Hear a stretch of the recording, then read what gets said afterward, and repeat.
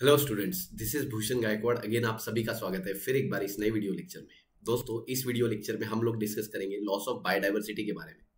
तो जब हम बात करते हैं लॉस ऑफ बायोडायवर्सिटी के बारे में तो हम क्या समझते हैं कि बायोडायवर्सिटी जो है वो धीरे धीरे अभी लॉस्ट होते जा रही है, मतलब धीरे धीरे खत्म होते जा रही है। अब इसके कुछ रीजन है, मतलब कुछ रीजंस है, कुछ कारण है इसके खत्म होने के। क्या कारण है? पहले कुछ कारण नेचुरल है। नेचुरल यानी हम देखते हैं कि नैसर्गिक कारण है। कुछ नैसर्गिक कारणों की वजह से, जैसे अर्थक्वेक, सुनामी, फ्लड वगैरह वगैरह, इन कारणों की वजह से कुछ ऑर्गेनिज्म जो है वो उनका एक्सटिंक्शन हो रहा है, धीरे धीरे वो विलुप्त होते जा रहे हैं, खत्म होते जा रहे हैं। ठीक है। फिर हम दूसरा हम क्या समझते हैं कि मास एक्सटिंक्शन हो रहा है। मास एक्सटिंक्शन यानी कि एक तरीके से बहुत बड़े लेवल पे ऑर्गेनिज्म जो है एकदम से खत्म हो जाएंगे। जैसे फॉर एग्जाम्पल किसी जमाने में डायनासोर्स खत्म हो गए थे, किसी जमाने में एम्फीबियंस खत्म हो गए थे, बहुत पहले फिशेस खत्म हो गई थी। फिशेस, कुछ फिशेस की स्पीसीज थी जैसे सिलिकंथ फिशेस वगैरह, मतलब कुछ स्पेसिफिकली स्पीशीज की फिशेस की वेराइटीज थी वो खत्म हो गई। तो मतलब एक बड़े लेवल पे एक्सटिंक्शन हो जाना, that is mass extinction. Man made भी कुछ कारण हो सकते हैं, जैसे कि हम देखते हैं कि ओवर एक्सप्लॉयटेशन हो गया, एग्रीकल्चरल लैंड बनाना हो गया। ठीक है।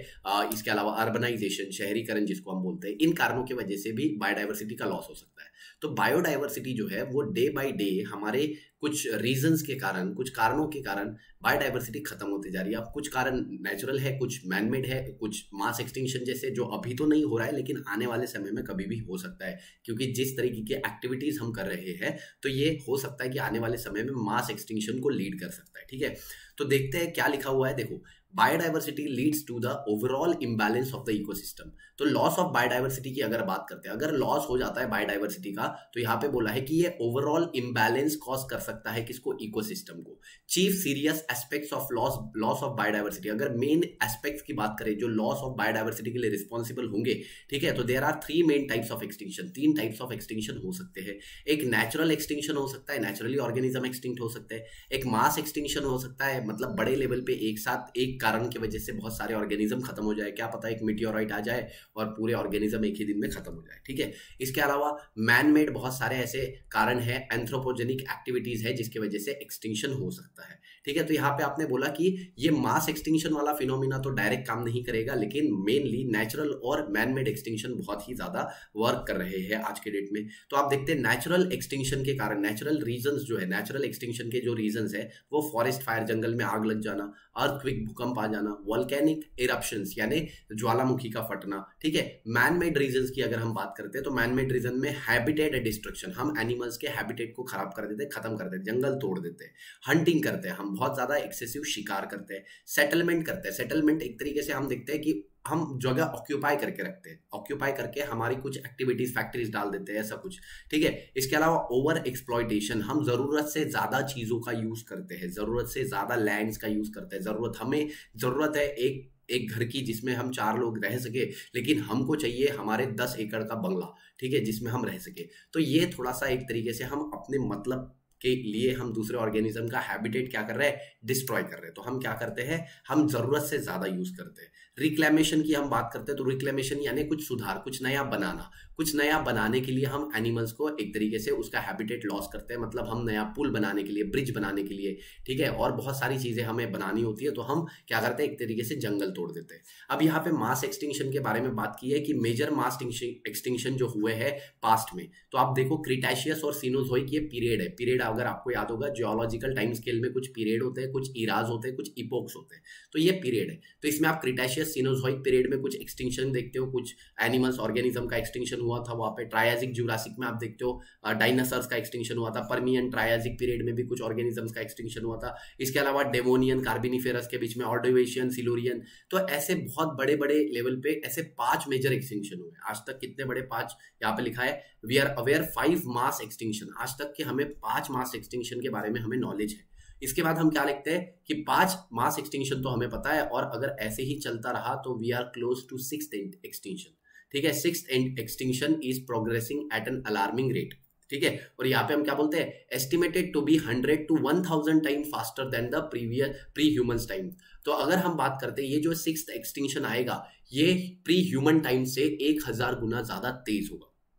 ठीक है, मतलब बहुत जल्दी आएगा। Ecologist blame this to human intervention in natural habitat. Ecologist के हिसाब से, अगर जो इकोलॉजी पे स्टडी करते हैं, एनवायरमेंटलिस्ट होते हैं, उनके हिसाब से ये सब हुआ है क्योंकि ह्यूमंस ने अपने जरूरत से ज्यादा मांगा है नेचर से, ठीक है, मतलब ह्यूमन इंटरवेंशंस के कारण हुआ है। They do not forget to warn that if the current trend continues, तो यहाँ पे बोला है कि अगर ये करंट ट्रेंड कंटिन्यू होता है तो we can loss about 50% of the diversity of the earth. 50% से भी ज्यादा डाइवर्सिटी हम लॉस कर जाएंगे। Loss of biodiversity in any area can lead to the decline in plant production. यहाँ पे बोला है कि लॉस ऑफ बायोडाइवर्सिटी किसी भी एरिया में होती है तो इसकी वजह से डिक्लाइन होता है प्लांट प्रोडक्शन, मतलब धीरे धीरे प्लांट प्रोडक्शन कम होते जाएगा। Lower reliance on environmental disturbance like food, तो हमें धीरे धीरे क्या है, हमें खाने को खाना नहीं मिलेगा, प्लांट नहीं होंगे, ठीक है, सारी चीजें कम होती जाएगी। It also may lead to alteration in environmental process, इसके वजह से एनवायरमेंटल प्रोसेसेस में जैसे कि डिजीज साइकिल्स, प्लांट प्रोडक्टिविटी, इन सारी चीजों पे अफेक्ट पड़ेगा, मतलब हमारे लाइफ पे बहुत ही गहरा अफेक्ट पड़ेगा।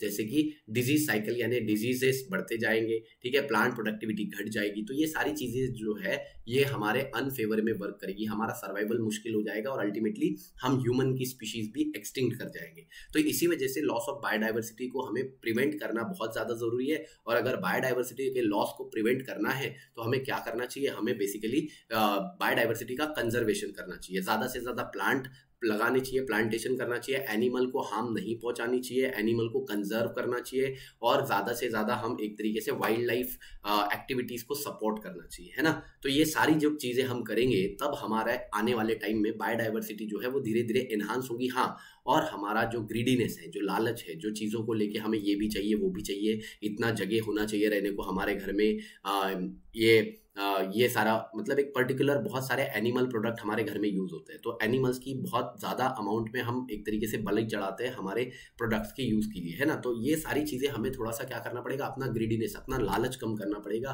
ताकि आने वाले टाइम में हम बायोडाइवर्सिटी को उसी रूप में देख सकें जिस रूप में आज से हजारों सालों से बायोडाइवर्सिटी अर्थ पे एग्जिस्ट कर रही है ना। तो आई होप ये वीडियो लेक्चर आपको समझ आया होगा, पसंद आया होगा। अगर अच्छा लगा तो डेफिनेटली वीडियो को लाइक कर दीजिएगा प्लीज़, और चैनल पे बने रहिए, दोस्तों के साथ में ये वीडियो ज़रूर शेयर कीजिए, ठीक है, और ऐसे ही खुश रहिए। धन्यवाद।